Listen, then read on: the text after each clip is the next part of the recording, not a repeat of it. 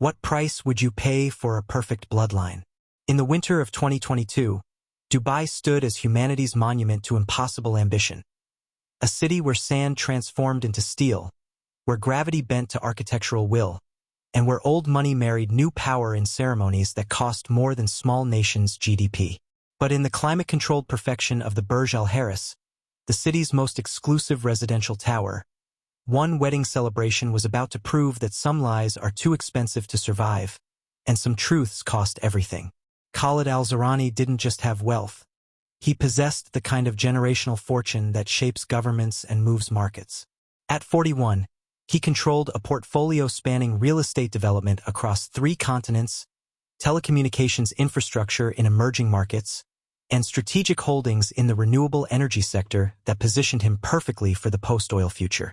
His net worth, estimated conservatively at $2.7 billion by Forbes Middle East, represented not merely accumulated capital but dynastic power that his grandfather had begun building in the 1950s.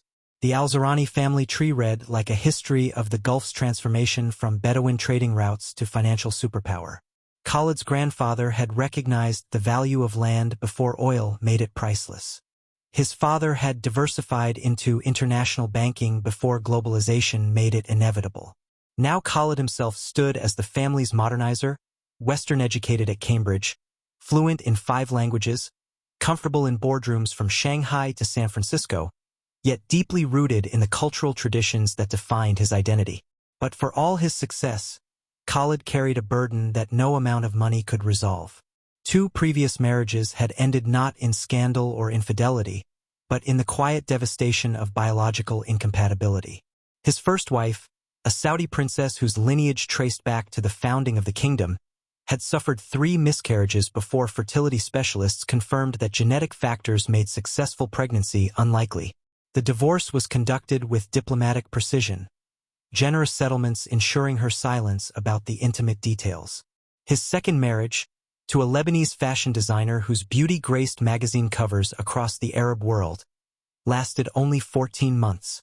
The fertility treatments had been more aggressive, more invasive, more desperate.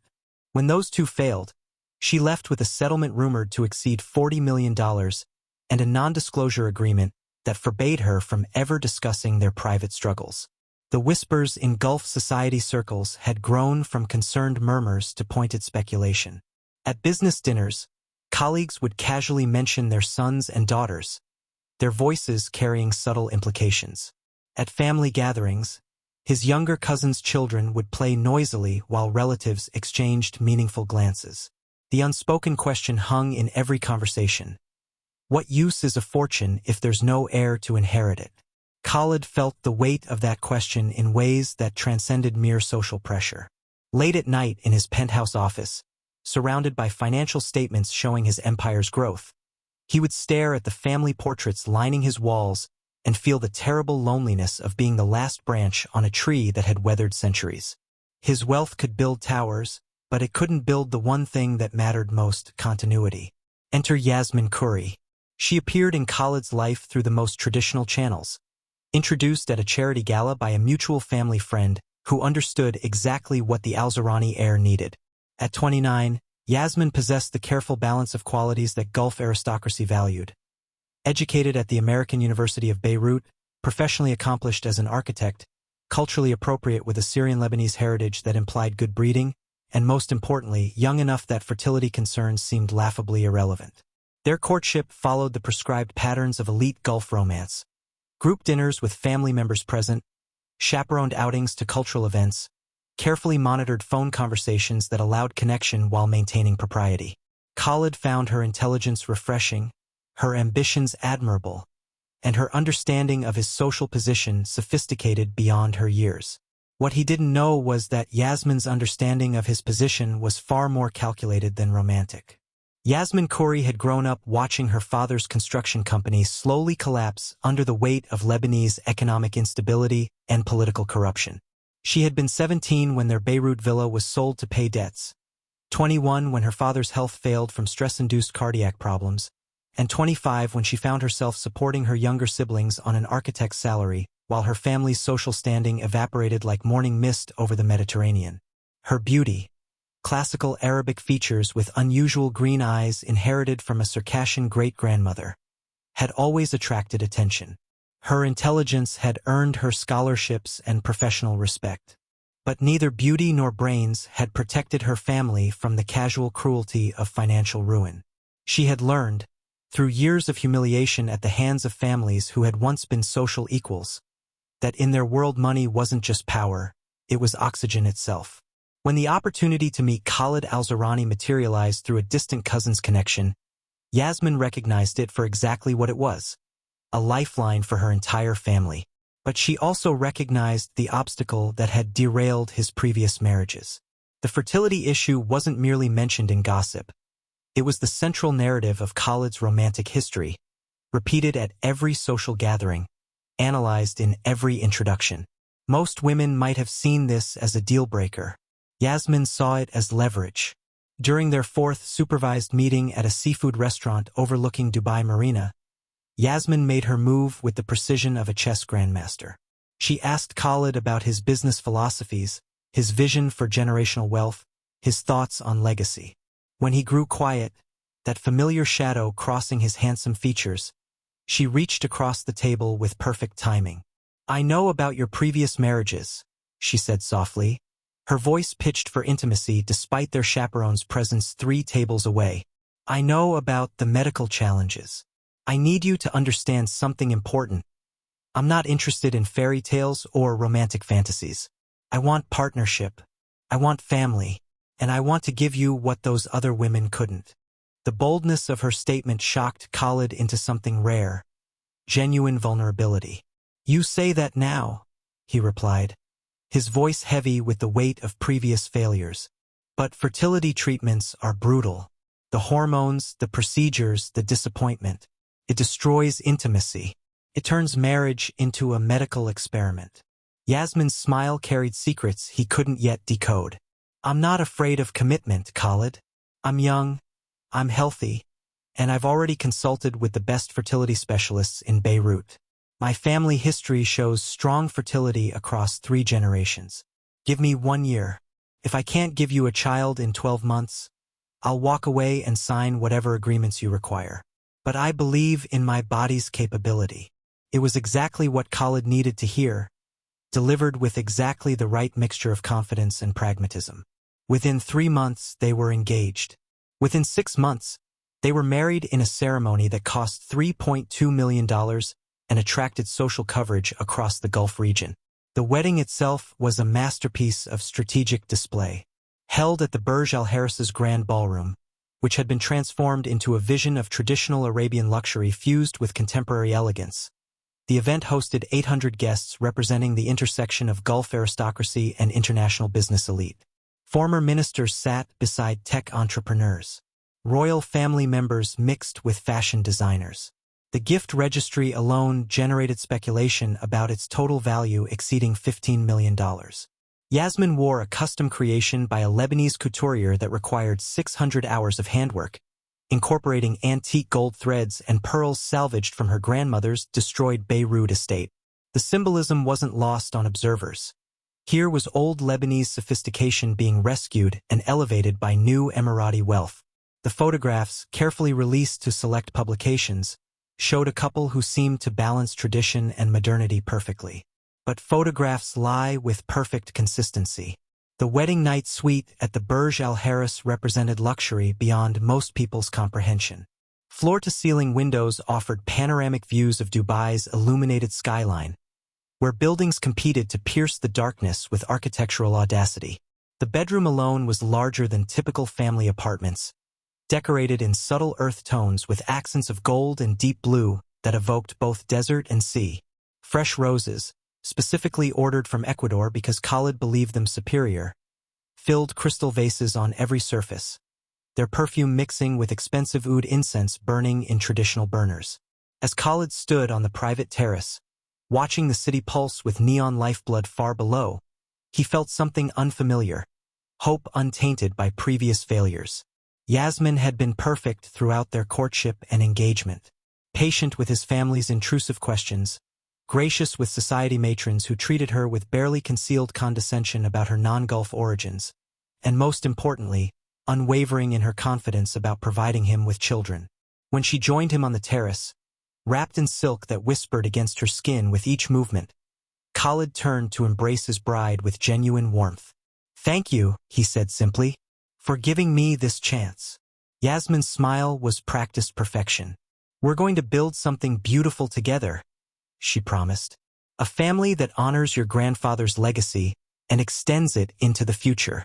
Their first night as husband and wife unfolded with the awkwardness that even billionaires cannot avoid when intimacy is burdened by expectation. But beneath Yasmine's encouraging words and tender touches lay calculations that Khalid couldn't perceive. Every gesture served dual purposes. Every whispered reassurance advanced plans he didn't know existed. What Khalid al-Zurani couldn't know, was that his new wife had come to their marriage bed carrying secrets that would cost him everything he valued. Secrets that transformed their wedding night from celebration into countdown. Secrets that would detonate exactly 9 months later, leaving destruction that money couldn't repair and lawyers couldn't contain. As Dubai's skyline glittered below them like a promise written in light and steel, two people lay together in a bed worth more than most people's homes, each believing they understood the bargain they'd made. One sought legacy through biology. The other sought salvation through deception. Neither understood that before their first anniversary, the expensive suite where they consummated their marriage would become a crime scene, and their $3 million wedding would be remembered not as a celebration but as the elaborate stage set for Dubai's most scandalous murder.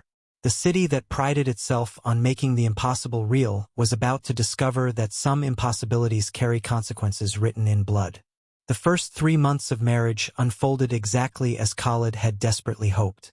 Yasmine transformed from bride into wife with seamless grace, managing his household staff with unexpected authority, hosting dinner parties that enhanced his business relationships, and most importantly, approaching their intimate life with enthusiasm that seemed genuine rather than obligatory.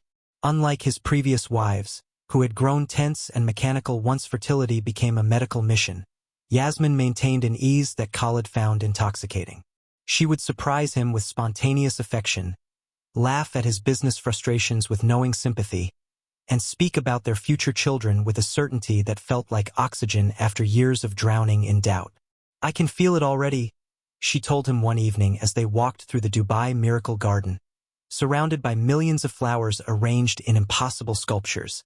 Her hand rested on her flat stomach with unconscious maternal gesture. "My body feels different. I think we're already pregnant." Khalid's heart had performed acrobatics in his chest. "It's too early to know for certain," he cautioned, having learned painful lessons about premature hope. But Yasmine's confidence proved prophetic. 6 weeks after their wedding, the pregnancy test showed positive. The confirmation from Dr. Sarah Whitmore, a British fertility specialist whose Jumeirah clinic served Gulf royalty exclusively, arrived like benediction. Early ultrasounds showed healthy development. Hormone levels measured perfect. Every indicator suggested that Yasmine's body was doing exactly what she'd promised, creating the heir that Khalid's fortune demanded. The al-Zurani family's reaction bordered on euphoric. Khalid's mother, who had grown increasingly vocal about her son's failings, embraced Yasmine with tears streaming down her carefully maintained face. His father, normally restrained in emotional displays, personally gifted Yasmine with a sapphire necklace that had belonged to Khalid's grandmother. Family members who had maintained polite distance suddenly became enthusiastic relatives, flooding the couple with advice, gifts, and intrusive questions about potential names. For Khalid, the pregnancy represented vindication beyond mere continuation of bloodline. It proved that the failures of his previous marriages hadn't been his fault, that his body, his genes, his fundamental biology wasn't cursed. The psychological weight that had pressed down on him for years lifted incrementally with each successful doctor's appointment, each healthy ultrasound, each milestone that Yasmine's pregnancy passed without complication. What he didn't know was that every doctor's appointment was theater, every ultrasound image carefully selected, and every milestone artificially constructed.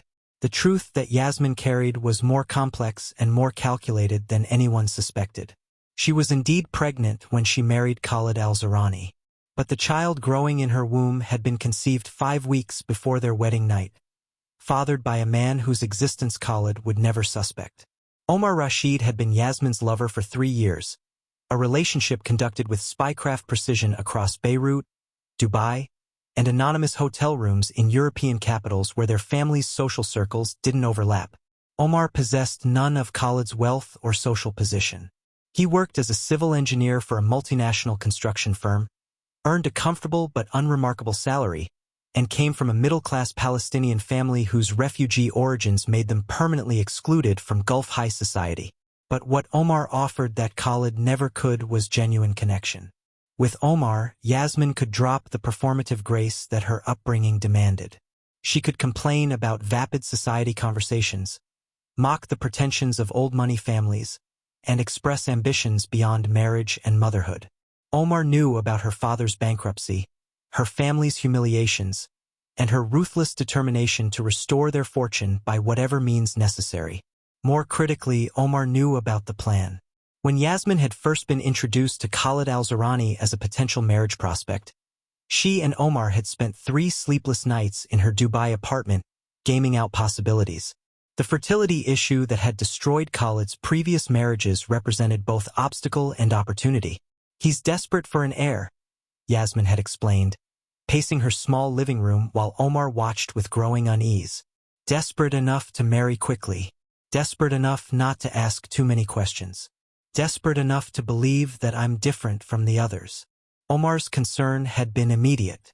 "You're talking about fraud, Yasmin. About tricking a billionaire into accepting another man's child as his own. Do you understand the consequences if he discovers the truth?" Her response had been cold calculation refined by years of financial desperation. "He won't discover the truth. The timing works perfectly. If I get pregnant now, I'll be 8 weeks along when we marry.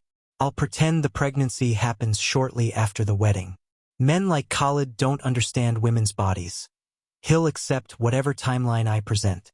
And once the child is born, once he's raised a son or daughter for months or years, he'll be too emotionally invested to question paternity." The logic was airtight. The morality was suffocating. Omar had ultimately agreed to the plan, partly because he loved Yasmin, partly because he understood her family's desperation, and partly because he harbored his own resentments about Gulf society's casual cruelty toward people of his background. If this child could be passed off as al-Zurani heir, their son or daughter would have opportunities that Omar's Palestinian refugee status would forever deny them. So Yasmin had entered her marriage to Khalid already carrying Omar's child, her wedding dress concealing a pregnancy that was technically already in its 2nd month. The positive test 6 weeks after their wedding was manufactured drama.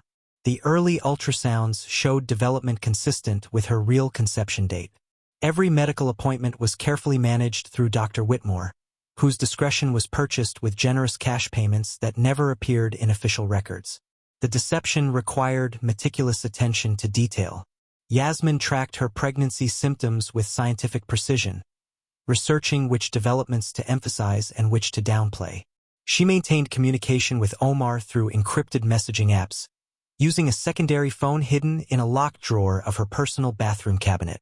She even prepared elaborate stories about her family's medical history, inventing tales of aunts and grandmothers whose supposed fertility successes supported the narrative of her own biological superiority. Through the pregnancy's progression, Yasmin played her role with Oscar-worthy commitment. She expressed appropriate exhaustion during first trimester fatigue. She developed cravings for Lebanese foods that Khalid found endearing reminders of her heritage. She suffered morning sickness at carefully timed intervals that seemed genuine rather than performed.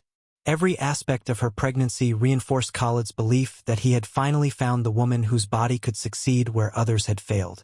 But maintaining the deception created pressures that Yasmin hadn't fully anticipated. The guilt, which she had assumed would be manageable, grew heavier with each passing week.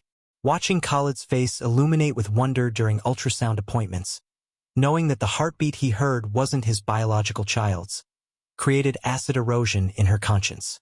Listening to him plan nursery decorations and discuss schooling options for a child whose real father was tracking the pregnancy through stolen photos and coded text messages generated a cognitive dissonance that made sleep increasingly difficult. More dangerous was the physical evidence that accumulated like forensic breadcrumbs. the secondary phone with its encrypted messages to Omar, the email account using a fake name where she received updates about her family's finances, which showed suspicious deposits coinciding with pregnancy milestones, the handwritten notes where she practiced her story, refining details about conception timing and early symptoms. Each piece of evidence was carefully hidden, but existence in any form represented vulnerability. The greatest risk, however, was one that Jasmine had dismissed with the arrogance of someone who had never encountered serious opposition. DNA testing. The possibility that Khalid might one day decide to confirm paternity through genetic analysis had seemed remote, almost paranoid. Men who desperately wanted children didn't demand scientific proof of their own fatherhood. The social humiliation of such an action, the public admission of insecurity it represented, would be unthinkable for someone of Khalid's position. Or so Jasmine had convinced herself. 6 months into the pregnancy, as Jasmine's belly swelled with undeniable physical evidence of impending parenthood, Khalid threw a celebration that transformed their penthouse into a festival of anticipation. The gender reveal party, an American custom that had been adopted by wealthy Gulf families with characteristic excess, attracted 200 guests to their home for an evening of elaborate theatrical ceremony. The reveal itself involved a massive black box positioned on their terrace, rigged with special effects that would release either blue or pink fireworks into the Dubai sky. Guests placed bets with champagne and speculation. Society matrons offered advice that hadn't been requested, and Khalid's father gave a speech about generational legacy that made several women cry with its emotional weight. When the box finally opened, sending spirals of blue light into the night sky, Khalid's roar of joy could be heard across 3 floors. A son, a male heir, the continuation of the Al-Zarani name secured through Jasmine's biological success where other wives had failed. As Khalid lifted Jasmine in celebration, as camera phones captured the moment for social media immortality, as congratulations rained down from every direction, Jasmine caught sight of her own reflection in the terrace's glass doors. The woman staring back appeared radiant, successful, and completely secure in her victory. That reflection was about to shatter. The first crack in Jasmine's carefully constructed fortress appeared in the form of an offhand comment at a business dinner 3 weeks after the gender reveal party. Khalid was hosting potential investors from a Singapore sovereign wealth fund, entertaining them at Zuma Dubai with the kind of extravagant hospitality that Gulf business culture demanded. One of the Singaporean executives, a woman in her 50s who had built her career in biotech investment, made casual conversation about her grandson. "Adorable child," she said, showing photos on her phone. "But you wouldn't know he's actually my biological grandson unless you ran DNA confirmation. My daughter used IVF with donor genetics. The technology is remarkable now. Families can select for optimal genetic combinations." Khalid nodded politely, but something in the executive's words had planted a seed. Later that night, lying beside Jasmine, whose 7-month pregnant body had transformed their bedroom dynamics into careful choreography, he found himself thinking about genetic certainty. Not because he doubted Jasmine, never that, but because the comment had triggered memories of his previous marriage failures, of the medical explanations that had never quite satisfied him, of doctors who spoke in probabilities rather than certainties. "Do you ever think about genetics?" he asked Jasmine in the darkness. Her entire body tensed, though she carefully controlled her voice. "What do you mean?" "Just wondering about what our son will inherit. My grandfather's business acumen, hopefully. Your architectural spatial intelligence. My father's stubbornness." He laughed softly. "I hope he doesn't get my mother's capacity for grudges." Jasmine's relief was measured. "I hope he gets your integrity," she said carefully. "And maybe my family's artistic sensibility. The Khouries have produced 3 generations of architects and designers." The conversation ended there, but the seed had been planted in Khalid's consciousness. Over the following weeks, as Jasmine's pregnancy entered its final stretch, he found himself increasingly preoccupied with questions of heredity and genetic legacy. Not from suspicion. He had no reason to doubt his wife, but from the control-oriented mentality that had built his business empire. Khalid Al-Zarani had not accumulated billions by leaving outcomes to chance. Every investment was researched obsessively. Every business partnership was verified through multiple channels. Every contract was reviewed by lawyers whose billable hours exceeded most people's annual salaries. The idea that he would simply accept the most important outcome of his life, his biological heir, without confirmation began to feel like dangerous negligence. The decision to arrange DNA testing came not from suspicion but from the same compulsive need for certainty that characterized every other aspect of his life. He framed it to himself as simple due diligence, the equivalent of auditing financial statements or verifying construction quality. Any reasonable person would want genetic confirmation when stakes were this high. What Khalid didn't account for was how completely his decision would detonate the life he'd carefully constructed.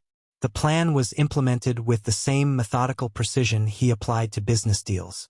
Khalid contacted a boutique genetic testing firm in London that specialized in discrete services for high-net-worth families. The company, Helix Genetic Verification, marketed itself as providing peace of mind for families where certainty matters. Their client list reportedly included European royalty, Middle Eastern business dynasties, and Asian manufacturing heirs, exactly the demographic that Khalid belonged to. The testing process was explained as simple and non-invasive. Khalid would provide a saliva sample immediately. Once the baby was born, a second sample would be collected under the pretense of routine newborn screening. Helix would analyze both samples and provide definitive paternity confirmation within 72 hours. The entire service cost $50,000, an amount so trivial to Khalid that he paid by personal check without thinking. The pregnancy's final weeks unfolded with textbook precision.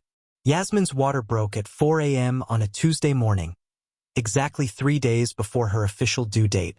The rush to City Hospital's private maternity wing, where a suite had been reserved for months, proceeded with the controlled chaos that characterizes even wealthy families' experience of childbirth. 12 hours later, after labor that Yasmine would later describe as feeling like her body was being torn apart by cosmic forces, their son entered the world with a healthy cry that made Khalid weep openly. The baby, eventually named Samir after Khalid's grandfather, was perfect in the way that all newborns are to their parents. 7 pounds, 3 ounces, full head of dark hair, lungs that demonstrated remarkable capacity for volume, 10 fingers and toes accounted for. In the golden haze of new parenthood, surrounded by flowers sent by every business associate and family member in their network, Khalid held his son and felt completion that transcended description.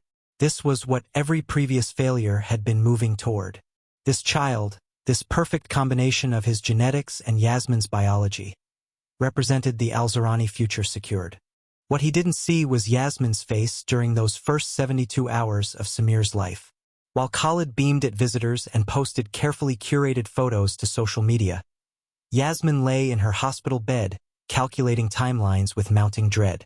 She had noticed the nurse who collected the routine screening samples, a woman she didn't recognize, who moved with professional efficiency, but without the casual chattiness that characterized the regular staff.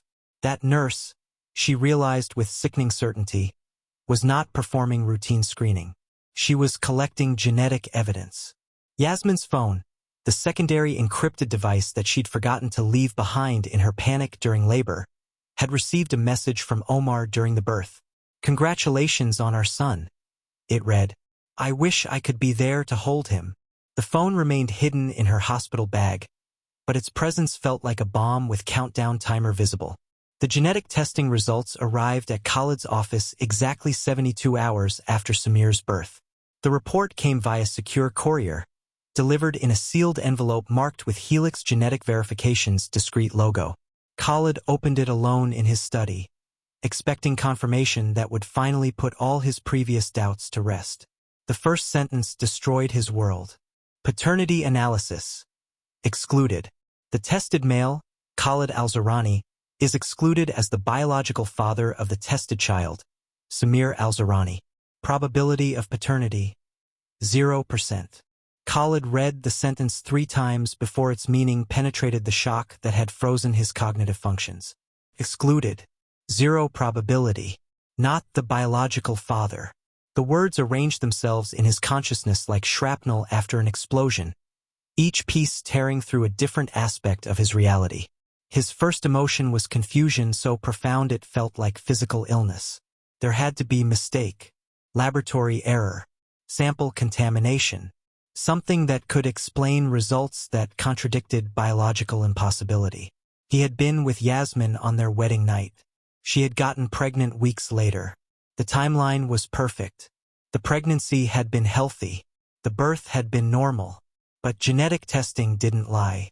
The technology had advanced beyond margin of error. If Helix genetic verification reported 0 probability of paternity, that meant certainty. Mathematical, scientific, absolute certainty that the child he'd held in his arms, the son he'd named after his grandfather, the heir he desperately wanted, was not biologically his. Which meant only one possible explanation. Jasmine had been pregnant before their wedding night. Pregnant with another man's child. And she had systematically, deliberately, calculatedly deceived him into accepting that child as his own heir. The rage that followed was unlike anything Khalid had experienced in his carefully controlled life. This wasn't business frustration or social annoyance. This was violation at the most fundamental level, betrayal that struck at his bloodline, his legacy, his genetic immortality. Everything he had built, every success he had achieved, every dollar he had accumulated meant nothing if the Al-Zurani name would be inherited by someone else's child. The questions came rapid fire, each one more devastating than the last. Who was the real father? How long had the affair been ongoing? Was the entire relationship calculated fraud? Had Jasmine been laughing at him throughout their marriage, playing him for the desperate fool whose need for an heir made him vulnerable to the oldest trick in human history? Khalid sat in his study for 6 hours, reading and rereading the genetic report, his mind cycling through scenarios that grew progressively darker. He called Helix genetic verification and demanded verification of their verification. They confirmed no possibility of error. The chain of custody for samples had been maintained perfectly. The testing methodology was beyond dispute. The conclusion was absolute. By the time Khalid emerged from his study, something fundamental in his psychology had transformed. The successful businessman who prided himself on ethical behavior had been replaced by someone simpler and infinitely more dangerous. A man who had been made a fool, and who would extract consequences from those responsible. The confrontation, when it finally occurred, took place not in their hospital suite but back in their penthouse, after Jasmine had been discharged with baby Samir. She had noticed Khalid's distance during the hospital stay, attributed it to exhaustion and adjustment to new parenthood.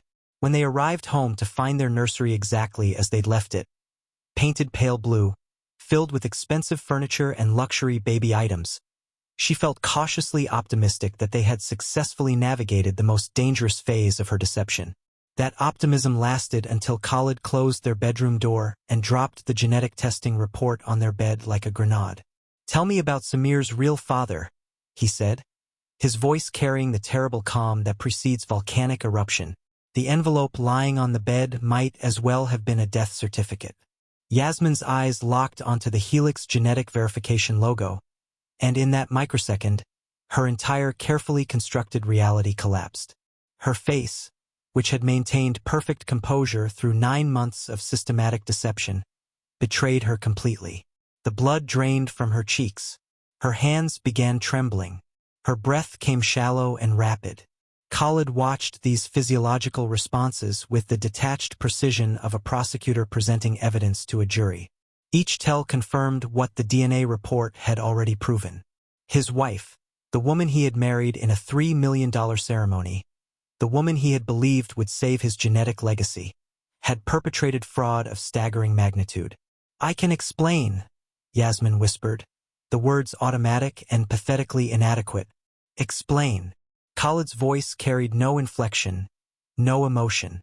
"You're going to explain how you came to our marriage bed already pregnant with another man's child? How you systematically deceived me for 9 months? How you named that child after my grandfather? My grandfather, knowing he carries someone else's DNA." Jasmine's mind, which had always been her greatest asset, raced through possible responses. Denial would be pointless, the genetic evidence was absolute.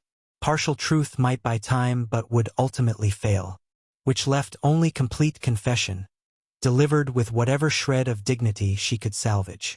"His name is Omar Rashid," she said, forcing herself to meet Khalid's eyes despite the tears now streaming down her face. He's a civil engineer. We'd been together for 3 years before I met you. The admission seemed to physically stagger Khalid. 3 years. Not a one-night mistake or brief affair that might be explained away. A sustained relationship. A real connection, which meant their entire courtship, every moment of their engagement, their wedding ceremony, and their marriage had been theater performed while she maintained another life. Did you love him? Khalid asked, and something in the question revealed that beneath the rage lay genuine pain. Not just wounded pride but actual heartbreak. Yasmine's silence was answer enough. So everything, Khalid's voice cracked.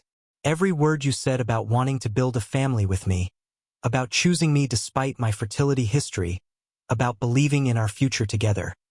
All of it was calculated fraud. My family was desperate, Yasmine said, the explanation tumbling out in desperate torrent. We lost everything, Khalid. Everything. My father's business collapsed. We sold our home. We were drowning. When the opportunity to meet you appeared, I saw a way to save them. To save myself. By selling me a child that wasn't mine? By letting me believe I had finally succeeded in having an heir. Khalid's laugh was bitter and completely without humor. Do you understand what you've done? What you've taken from me? You still have a son. Yasmine's voice rose, maternal instinct overriding caution. Samir is beautiful and healthy and perfect. You've already fallen in love with him. His biological genetics don't change the reality that he's here, that you're raising him, that he'll call you father. The slap came so fast that Yasmine barely registered the movement before pain exploded across her face. She stumbled backward, hand flying to her cheek, shock and fear replacing calculation in her expression. Don't.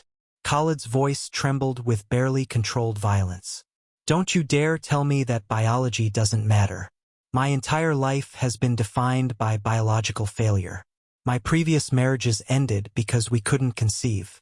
My family's disappointment, society's judgment, my own sense of inadequacy, all of it rooted in genetics. And you fraudulent, manipulative thief. You sold me a biological lie wrapped in pretty words. Yasmine backed toward their bedroom door, survival instincts finally overriding everything else. She had miscalculated catastrophically. Not just the risk of discovery, but the depth of Khalid's psychological investment in genetic legacy. She had assumed that love for Samir, once established, would transcend biological facts. She had been fatally wrong. I'm taking Samir and leaving, she said, trying to keep her voice steady. We can discuss divorce proceedings through lawyers. But I won't stay here and... You're not taking anything. Khalid moved between Yasmine and the door with predatory speed. That child stays here while we sort out what happens next. You don't get to steal my money, my name, and then walk away with your lover's child raised as an Al-Zurani heir. He's my son, Yasmine said, maternal desperation making her bold despite the danger radiating from her husband. I carried him for 9 months. I gave birth to him. Whatever fraud you think I committed, Samir is mine. The argument that followed was brutal in its intimacy. Khalid detailed every lie Yasmine had told, every manipulation she deployed, every moment she'd laughed at him behind his back. Yasmine defended herself with increasing desperation, trying to make him understand the economic pressures that had driven her actions, the impossible situation her family faced, the calculated risk that had seemed justified by their circumstances. But beneath the accusations and defenses ran a darker current. Khalid's rage wasn't just about betrayal, it was about public humiliation. The DNA results existed. The genetic testing company had records. If news of this fraud leaked to Dubai's gossip networks, the Al-Zurani name would become a punchline. Billionaire cuckolded by his wife. Dynasty's heir revealed as imposter.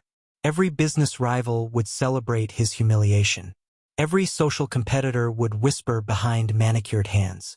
You've destroyed me, Khalid said, his voice dropping to whisper that was somehow more terrifying than shouting. Not just my marriage or my trust. You've destroyed my reputation, my family's standing, everything I've worked to build. Then divorce me quietly, Yasmine pleaded. I'll sign whatever agreements you want. I'll disappear. Just let me take Samir somewhere safe where he won't be part of this disaster. Khalid's laugh was hollow. Disappear? You think you can perpetrate fraud of this magnitude and just walk away? You think I'll let you raise that child somewhere, knowing he carries my grandfather's name while being someone else's biological son? The threat hung in the air like poison gas. Jasmine recognized, with sudden terrible clarity, that she had underestimated not just the risk of discovery but the consequences. Khalid wasn't just angry. He was dangerous in the way that only powerful men can be when their fundamental identity has been challenged. "What are you going to do?" she asked, her voice barely audible. Khalid's smile was something that should never appear on a human face. "I'm going to correct this situation. Permanently." The next hours blurred into nightmare that Jasmine would later struggle to remember with coherent narrative. Khalid made phone calls in rapid-fire Arabic, speaking to lawyers and family members with urgent intensity. He confiscated both of Jasmine's phones, discovering the secondary encrypted device with damning messages to Omar that documented their ongoing affair and the premeditated nature of the fraud. Most terrifying was when Khalid disappeared into his study for nearly an hour, then emerged with expression of terrible calm. "I've been thinking about solutions," he said conversationally, as though discussing business strategy rather than the future of his family. "There are several options available." He detailed them with chilling precision. Option 1. Jasmine could surrender Samir completely, sign away all parental rights, accept a minimal divorce settlement, and leave the country permanently. Option 2. He could pursue criminal fraud charges, have her arrested, potentially imprisoned, while he fought for custody. Option 3. And here his voice took on quality that made Jasmine's blood freeze. They could arrange an accident that removed both the fraudulent wife and the illegitimate child from his life entirely. "You're talking about murder," Jasmine said, her voice shaking. "About killing your own wife. About killing a baby." "I'm talking about removing problems," Khalid corrected coldly. "A baby that isn't mine isn't my son. He's evidence of fraud. And you're not my wife. You're a criminal who sold me biological fiction for access to my fortune." The psychological torture continued through the night. Khalid kept Jasmine confined to their bedroom, taking Samir away to the nursery where she could hear her son crying for feeding but couldn't reach him. The sounds of her baby's distress, combined with her engorged breasts aching with milk, created physical and emotional agony that Khalid clearly intended as punishment. Around 3 a.m., Jasmine made her decision. Survival, not just her own but Samir's, required action beyond negotiation. While Khalid was in his study conducting what sounded like conference calls with lawyers, she managed to retrieve her confiscated phone from his jacket pocket. A single message to Omar. "He knows. Coming to kill us. Help." But Khalid's security systems were sophisticated. The message was intercepted by monitoring software before it could send. When Khalid discovered the attempted communication, something in him snapped completely. The violence that followed was swift and brutal.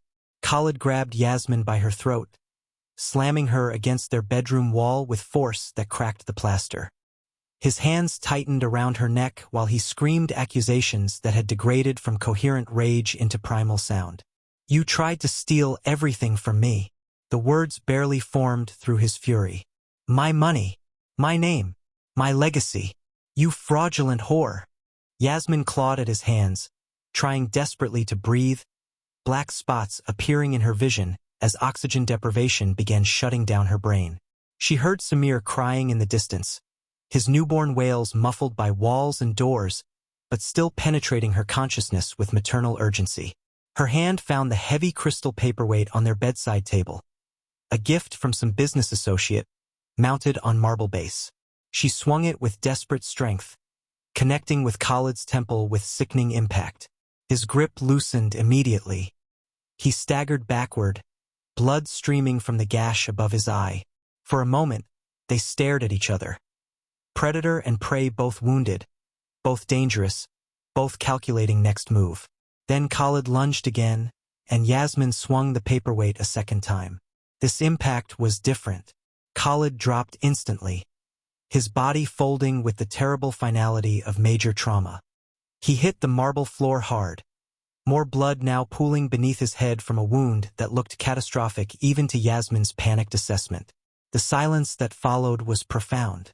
Just her own ragged breathing, Samir's continued crying, and Khalid's absolute stillness.